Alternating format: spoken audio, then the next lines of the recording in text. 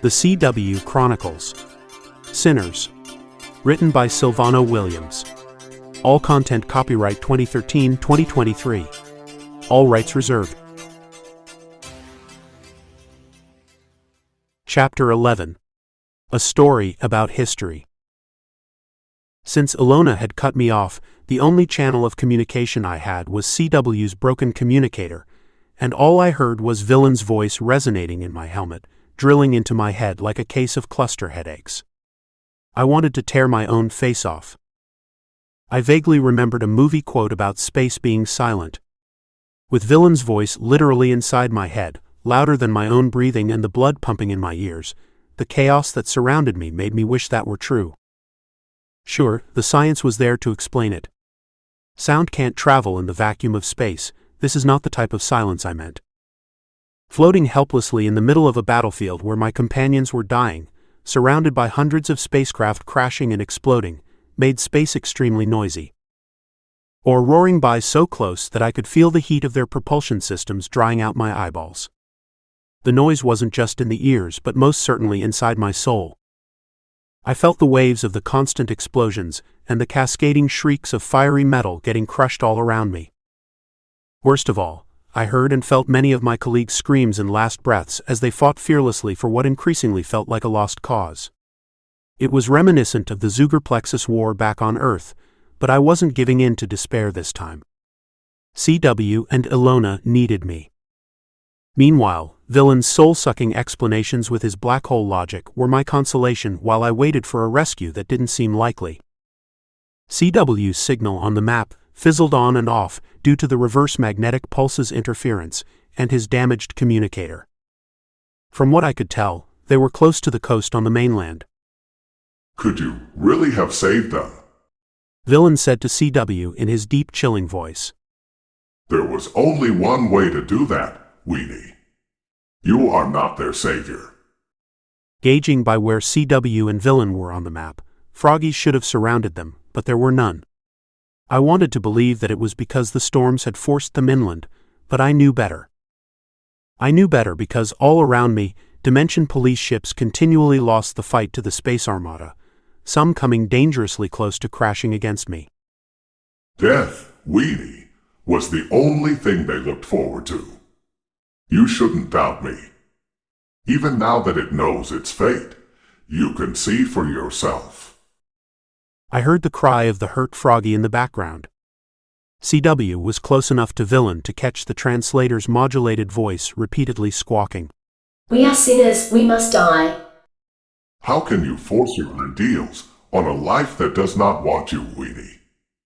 Why would your Dimension police care for something that looks forward to dying? How can your ideals uphold sacrificing anything for them? Because saving them is the right thing to do, Villain. CW rasped out of breath. You are broken when dealing with reality, Weenie. Look up to the skies and tell me what you see. I see hope. CW said feebly. I see us defeating you. Your blind reliance on hope is insulting, Villain said with a tone of finality.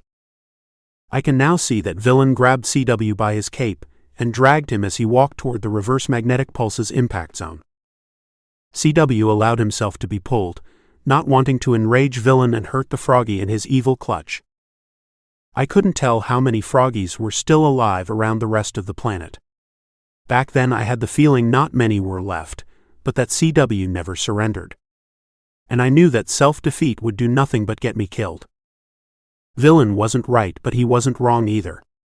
Merely waiting for hope to save us was stupid. We had to act to make things happen. I had to do something. My shuttle's weapons system was damaged, but according to the status on one of the floating screens, the plasma gun on the bow of the ship had power and seemed functional. However, the trigger mechanism inside the cockpit was malfunctioning. If I was going to make a difference, I needed a way to repair or bypass it. I kicked open another panel on the cockpit and fished the cable for the trigger from within it. It was loose and slid easily out of its casing. I tugged on it, and pulled about 4 feet of the wires out until I held the severed end between my fingers. The damage was beyond the trigger controls, somewhere else on the exterior, closer to the gun. I recharged the plasma gun's capacitor, which loaded about 60 plasma shots at half strength. Then I activated the magnets on my space boots and prepared to walk outside the shuttle. In the meantime, Villain continued to speak.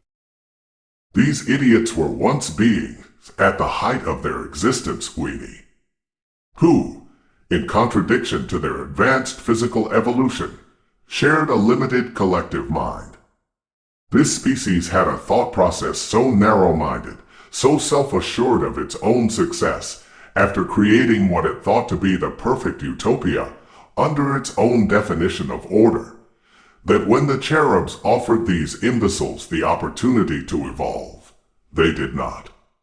They refused it. Does that sound familiar, Weenie? What are you talking about? CW expressed what I was thinking. You've ignored the will of the cherubs, Weenie. Just like these idiots did. You don't even know what cherubs means, do you? How would you know any of this? CW asked, genuinely confused. This was the first time I had heard doubt in CW's voice. I will tell you the story, because I think that you, most of all, will appreciate a little bit of our history. Villain dropped his knee on the back of CW's head with the force of a head-on train collision. The sound of it alone made my helmet's HUD shake. CW's face was buried in the mud. Again, CW allowed it to happen, and offered no resistance. Kneeling on CW, Villain continued. 50,000 years ago, these idiots were offered the opportunity to evolve one individual to be infused with our power, Weenie. They refused it because they reasoned that they all deserved it. Pretty simple, if you don't overthink it. Villain stood up from CW's back and grabbed him by the head. He made CW look around to see the Space Armada ships crashing around them and all over the land. Some crashed due to damage and their inability to navigate in the storms, and others dove straight down as if aiming at targets on the ground. Satisfied that CW had seen enough, Villain continued to tell his tale. Because of this unexplainable rejection, the cherubs did not grant these idiots the next step in their evolution, and ever since, these wastes of space have been enduring their deserved fate. My conclusion is their rejection triggered a shock to their collective mind's energy and caused a halt to its evolution at a cosmic level. This, in turn, destroyed these imbeciles' quest for knowledge and their understanding of the cosmos. I believe that similarly, this has happened to you, Weenie.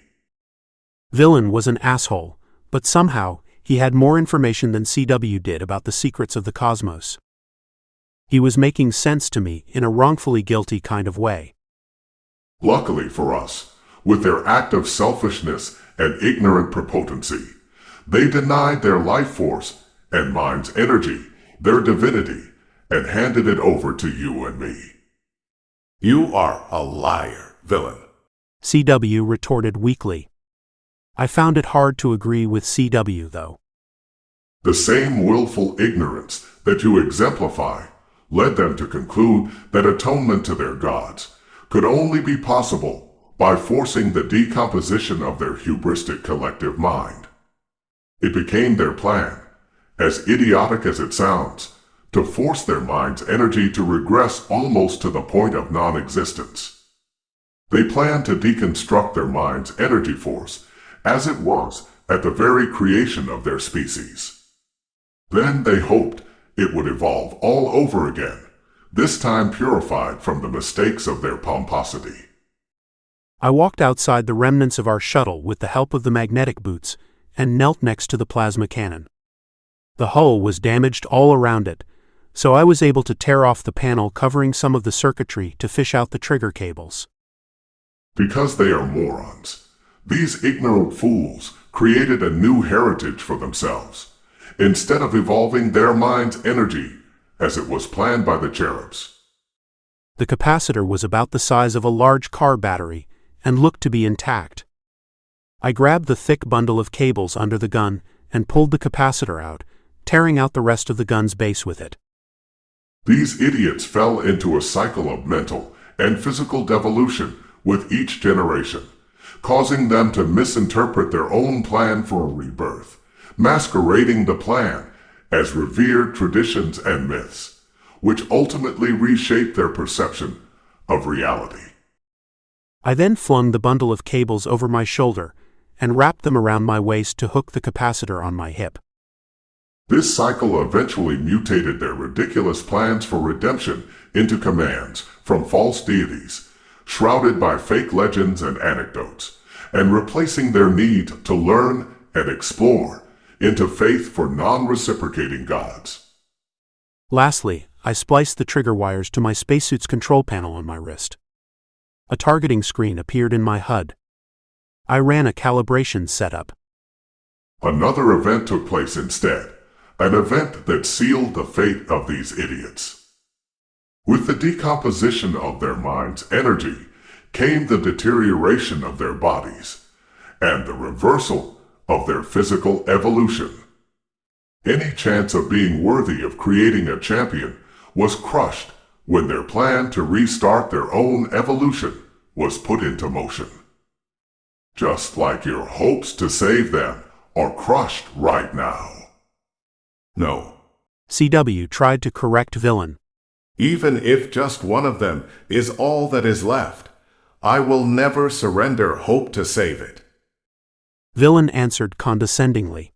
As of this very moment, one is all that is left, weenie.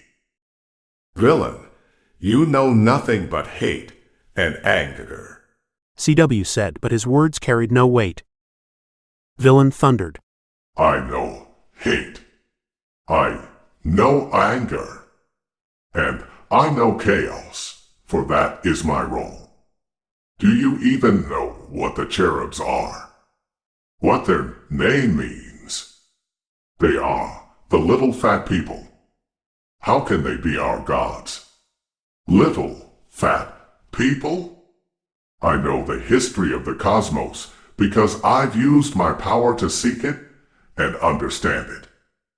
You only know lies.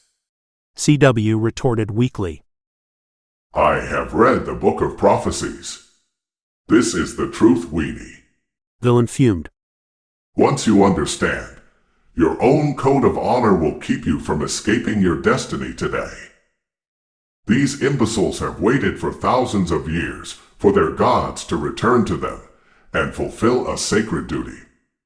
They wait for the ceremonial destruction of their worthless existence.